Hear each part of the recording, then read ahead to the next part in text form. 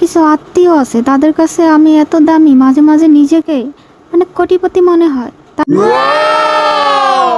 নিয়ে এত ভালো ভালো কথা বলে, এত প্রশংসা করে, নিজের কাছে মনে হয় আহা আমি কি নিষ্পাপ, আমার মতো ভালো মেয়ে আর হয় না। আমার সামনে থেকে বা আমার আড়ালে যাওয়ার পর এই মানুষগুলো, হ্যাঁ এই মানুষগুলোই যারা আমাকে এত প্রশংসা করলো, তারাই আমার নামে বদনাম করছে, যেটা আমি না সেটাও বলছে।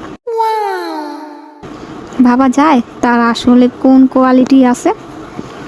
আচ্ছা আমার আত্মীয়দের বলছি, যারা এসব করছো তোমরা একটু বলবা কোন চাউলের ভাত খেয়ে এত ট্যালেন্ট হয়েছো?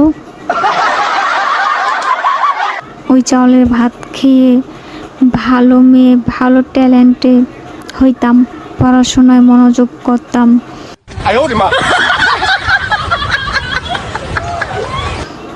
তাইলে আমার মা আমার কতই না ভালোবাসতো। আমার মেয়ে এত ট্যালেন্ট।